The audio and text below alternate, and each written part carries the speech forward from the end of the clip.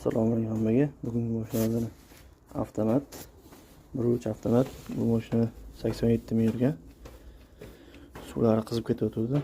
96 gradus ishlaydigan qilib, suvcha zastavka bilan tozalab beramiz. Xudo xohlasa men suvchalarni yechib oldik. Suvchalarning sostoyanasi. Mashina 87 ming yurgan, benzinda. Oldinlar chiqariq qilib programmalarni qilib 80 ga tortadigan qilib cho'tga qilib beramiz. Zastavkadan tozalab bo'ldi. Hozir обучениyalarni beramiz. Programma qilib bo'ldik.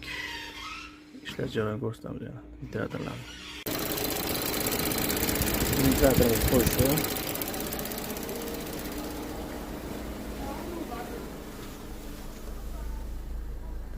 gradusda qo'shyapti. Zastavkadan tozaladim, 18% edi, 8% ga tushdi. Akkumulyator zaryadkasi hamma joyda. Programma tashibga qildik. Burada bo'layotgan muammo, mashina suvda bo'lgan, o'zi aslida suv 100 gradusda qaynaydi. Altid 1 gradusda qaynaydi. Iloji bo'lsa antifrizda qaynaydigan ma'qul.